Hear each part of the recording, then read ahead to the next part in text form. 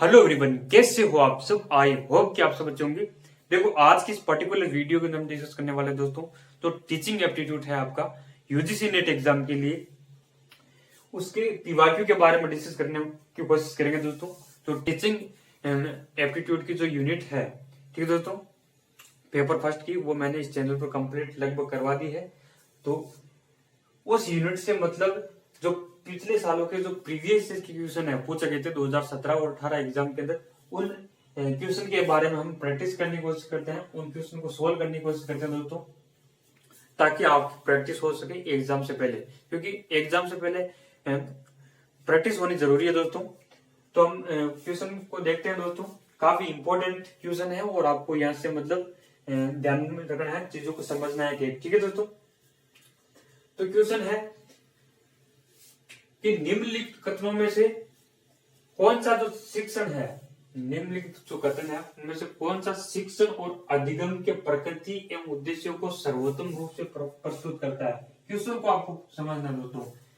Exam के अंदर student क्या करते हैं कि मतलब क्वेश्चन को नहीं समझते हैं और पहले ही मतलब ऑप्शन को मतलब सब देखने की कोशिश करते हैं, ऑप्शन को पढ़ लेते हैं पहले ही, ठीक है दोस्तों। तो आपको पहले क्वेश्चन को अच्छे से समझना है, क्वेश्चन क्या कह रहा है, ठीक है दोस्तों। तो शिक्षण है और अधिगम के प्रकृति एवं उद्देश्यों को सर्वोत्तम रूप से कौन प्रस्तुत करता है, ठीक है दोस्तों। विकल्प दिए गए हैं आपके सामने, इन विकल्पों में से मतलब आपको चूज करना था, ठीक है दोस्तों। यानी कि शिक्षण और अधिगम के प्रकृति और उद्देश्य के बारे में बताना है, ठीक है दोस्तों। देखो, शिक्षण है विक्रय के समान है, पहला ऑप्शन है इसके अंदर। इनमें से जो कूट दिए हैं आपके, चार ऑप्शन दिए गए हैं, इनमें से मतलब सही कूट आपको चूज करना है, कौन सा मतलब सही मतलब बैठता है, ठीक है दोस्तों। तो पहला क्या है, शिक्षण विक्रय के समान है, क्या ये बात सही है, इसको हम बाद में देखते हैं। तो वो शिक्षण एक सामाजिक प्रक्रिया है, शिक्षण एक सामाजिक करते हैं, ये बात बिल्कुल सही है, क्योंकि दोस्तों हमने जो टीचिंग एप्टीट्यूड है, जो शिक्षण की विशेषताएं हैं उनके बारे में पढ़ा था। तो हमें पढ़ा कि शिक्षण एक सामाजिक क्रिया भी है, सामाजिक प्रक्रिया भी है।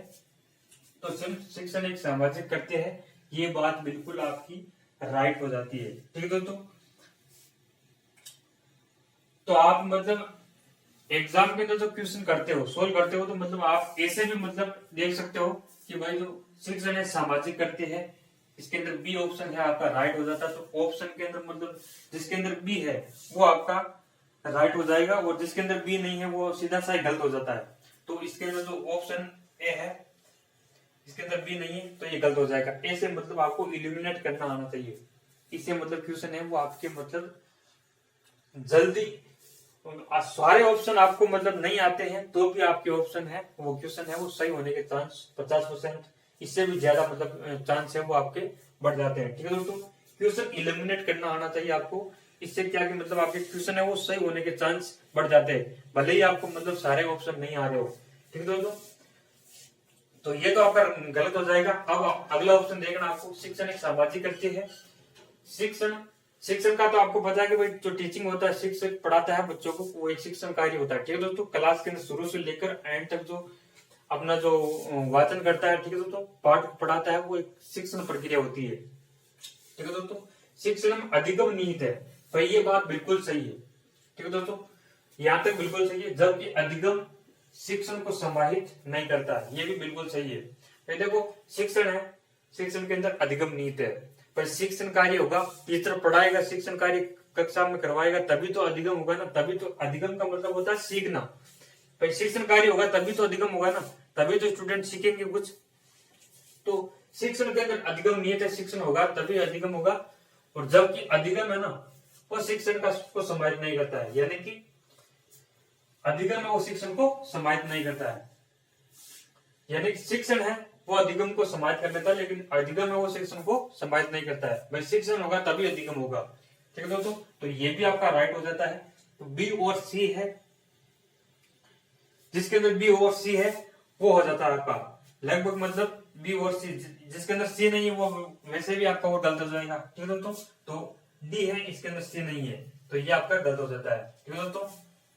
ऐसे आपको इलिमिनेट करना है। तीसरा ऑप्शन देखते हैं, जो होता है अपन शिक्षण एक प्रकार का ज्ञान का अंतरण है, जबकि अधिगम इससे प्राप्त करने जैसा है। ऐसा बिल्कुल भी बात नहीं है, ठीक है दोस्तों, ऐसी बात बिल्कुल भी नहीं है। शिक्षण एक प्रकार का ज्ञान का अंतरण है, जबकि अधिगम इसे प्राप्त करने जैसा है, ठीक है दोस्तों। तो ये आपका सही नहीं है। अगला ऑप्शन है ई, शिक्षण एक अंतःक्रिया है और प्रकृति में त्रिपदी है। देखो दोस्तों, शिक्षण एक अंतःक्रिया है, ठीक है दोस्तों, और प्रकृति में त्रिपदी है। यानी कि जो ब्लूम है ना, ब्लूम, डॉक्टर बेंजामिन ब्लूम, उन्होंने मतलब जो शिक्षण है उसको त्रिपदी मतलब बोला है। शिक्षण के मतलब शिक्षण त्रिपदी है, ठीक दोस्तों, ये बात डॉक्टर बेंजामिन ब्लूम ने बोली थी। जबकि अधिगम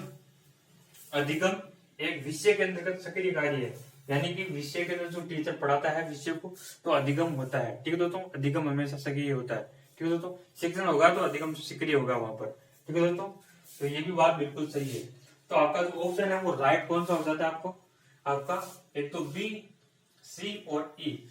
अब जिस ऑप्शन के अंदर बी, सी और ई है वो आपका राइट हो जाता है। यहाँ पर जो ऑप्शन नंबर बी है वो आपका सही हो जाता है। इस प्रकार का क्वेश्चन आपका पूछा गया।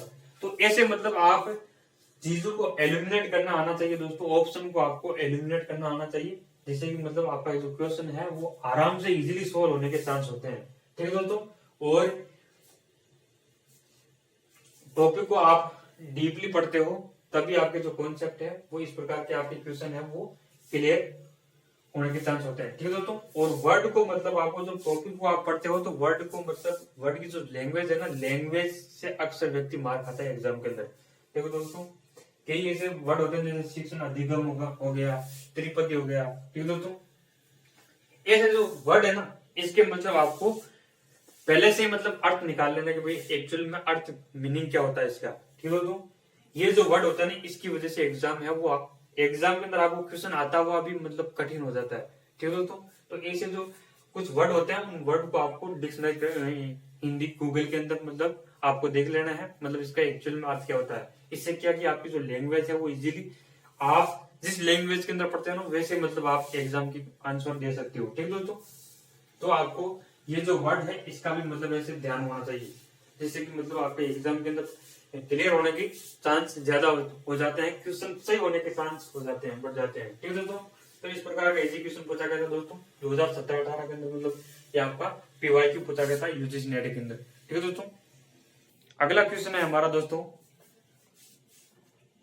नीचे दी गई सूची में से विद्यार्थी को उन अभिलक्षणों को चिन्हित करें जो शिक्षण अधिगम प्रणाली को प्रभावी बनाने में सहायक है। सही कोड का चयन करना है, नीचे दिए गए कोड है उनमें से आपको राइट आंसर है ढूंढना है, ठीक है दोस्तों। यानी कि आपने पढ़ा होगा दोस्तों प्रभावी शिक्षण। प्रभावी शिक्षण हम कैसे कर सकते हैं, टॉपिक है आपका प्रभावी शिक्षण, यानी कि प्रभावी शिक्षण आपने पढ़ा होगा तो आपका जो क्वेश्चन है वो आपका राइट हो जाएगा आराम से, ठीक है दोस्तों। प्रभावी शिक्षण के लिए मतलब क्या चीज जरूरी है, ठीक है दोस्तों। नीचे दी गई सूची में से विद्यार्थी को उन लक्षणों को पहचानना है जो शिक्षण अधिगम प्रणाली को प्रभावी बनाने में सहायक है, ठीक है दोस्तों। तो पहला है विद्यार्थी का पूर्व अनुभव। पहला ऑप्शन क्या है आपका, विद्यार्थी का पूर्व अनुभव। ये बात बिल्कुल सही है दोस्तों, विद्यार्थी का पूर्व अनुभव है वो काम आता है शिक्षण के अंदर। टीचर एग्जाम है, टीचर क्लास के अंदर पढ़ाता है तो वो पहले जो स्टूडेंट है उनका जो शिक्षण का जो लेवल है, ठीक है दोस्तों, तो शिक्षा का लेवल है वो चेक करता है कि भाई इनको मतलब इस टॉपिक्स के बारे में कितना नॉलेज है, ठीक है दोस्तों। उस नॉलेज पहले से पूर्व से जो अनुभव है उस अनुभव के आधार पर वो आगे मतलब शिक्षण कार्य को आगे बढ़ाता है, ठीक है दोस्तों।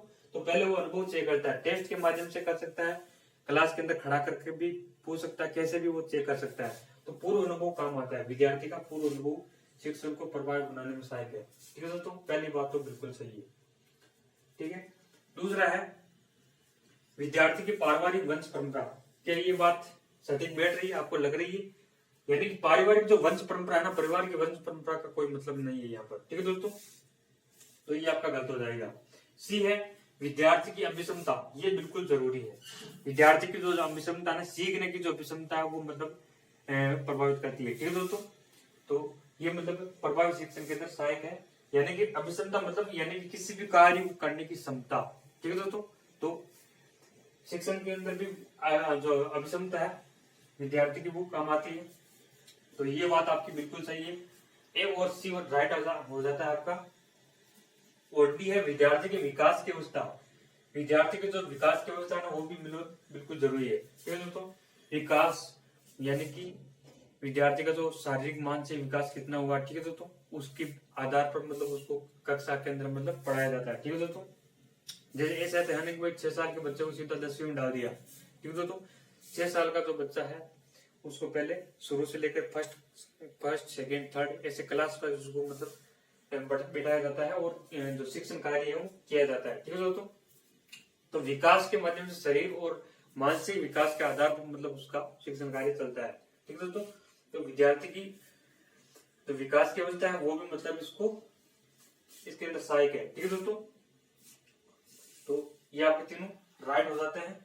और ई है विद्यार्थी खाने की आदतें और शौक, खाने की आदतें और शौक, इसका मतलब इसके अंदर कोई मतलब नहीं है। ठीक है दोस्तों, तो ये आपका मतलब गलत हो जाता है। और विद्यार्थी के धार्मिक संबंध, धर्म का मतलब कि शिक्षण के अंदर किसी प्रकार का कोई लेन देन नहीं है। ठीक है दोस्तों, भाई टीचर ऐसा नहीं है कि भाई ये फलाना धर्म का या दूसरा धर्म का तो मतलब इसको शिक्षा नहीं दी जाएगी। ठीक है दोस्तों, मतलब सभी धर्म के लोग, सभी मतलब धर्म के लोग को मतलब सभी धर्म के लोग समान होते हैं कक्षा के अंदर। ठीक है दोस्तों, तो धर्म का यहाँ पर कोई लेन देन नहीं है। ठीक है दोस्तों, तो ये भी आपका क्वेश्चन है, ऑप्शन गलत हो जाता है।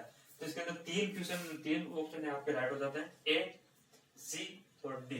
ठीक है दोस्तों, तो जिस ऑप्शन के अंदर ए और सी और डी है, जिस ऑप्शन के अंदर वो आपका यहाँ पर राइट हो जाता है। तो जिस ऑप्शन के अंदर ऑप्शन आपका जो फर्स्ट है वो मतलब यहाँ पर राइट हो जाएगा दोस्तों।